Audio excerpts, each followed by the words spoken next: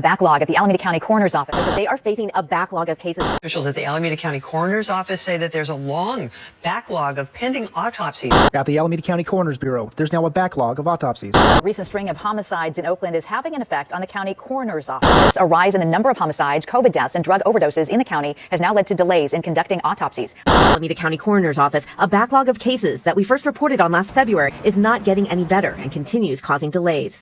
The coroner's office backlogged.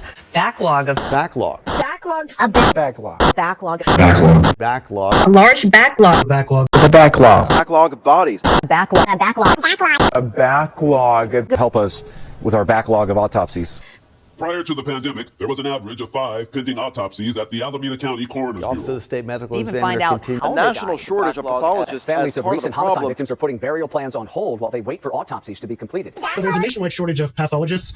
So that coupled with an increase in homicide deaths, violent crimes, A backlog. overdoses of fentanyl, A backlog. is leading to a backlog.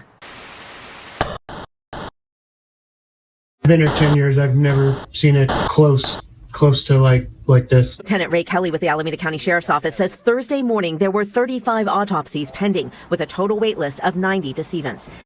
Right now, there are 31 More. pending. So, Mark, what are they doing to And address there this are, backlog? The Health Department blames the combination of an increase in homicides and overdoses, along with being short-staffed for the backlog. Funeral service. more than 30 are still pending. However, number one challenge facing the coroner, staffing. We've had a hard time keeping forensic pathologists here in Alameda County. Finding replacement staff has been hard. Lieutenant Kelly says Alameda County has had to bring doctors in from outside the area. The coroner's office has been backlogged for a year, and the recent spike of violence in Oakland has only made it worse. Adding to the delay, most of their pathologists have been flown in from other states to do the work because of a shortage of doctors.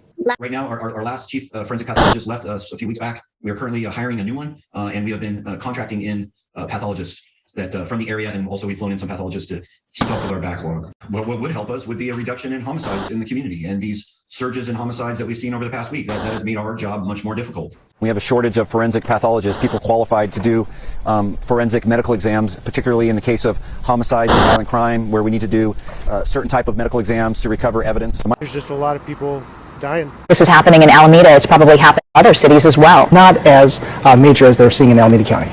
We get one chance to get it right. We want to get it right.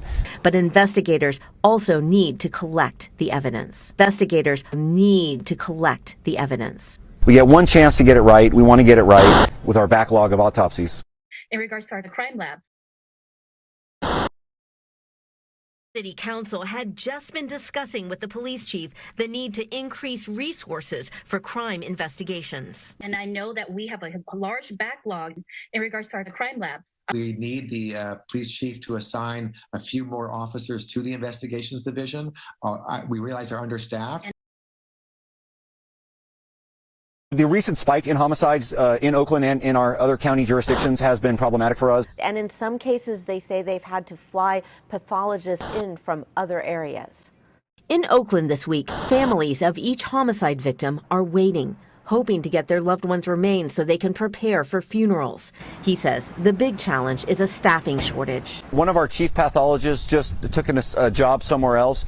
We've had a hard time keeping forensic pathologists here in Alameda County. Finding replacement staff has been hard. Lieutenant Kelly says Alameda County has had to bring doctors in from outside the area. We have a shortage of forensic pathologists, people qualified to do forensic medical exams, particularly in the case of homicides and violent crime, where we need to do certain type of medical exams to recover evidence. My understanding is there's only less than 1,000 in the whole country, and I know as of late we've been flying in doctors to help us with our backlog of autopsies. That has caused anguish for some victims' families. Lieutenant Kelly says the coroner's office tries to respect families' religious requirements, but investigators also need to collect the evidence. We get one chance to get it right. We want to get it right. And at the same time... And the coroner's office is trying to be sensitive to those beliefs. The victims of Monday's homicide are scheduled for expedited autopsies tomorrow. And Alex, they say that basically what they're also going to do is there's usually a 24-hour wait period after the autopsy. They are also going to try and see if they can shorten that time period. Wow, yeah, such a difficult wait for those families who want to bury their loved ones. Is the county coroner's office bringing in forensic pathologists to do this work, in some cases on a part-time basis? Is that my understanding? Well, right now, according to Lieutenant Kelly, they have lost a staff member, so they are trying to fill where they can. I asked if there, is the funding for more staffing. That's something which right now they are definitely looking into. All right, Jana Katsuyama live in the newsroom tonight. Jana, thank you. Well, the Office of the Chief Medical Examiner is responsible for determining the cause and manner of death if a person is not under the care of a physician, or if the death is unexpected or happens under suspicious or unusual circumstances.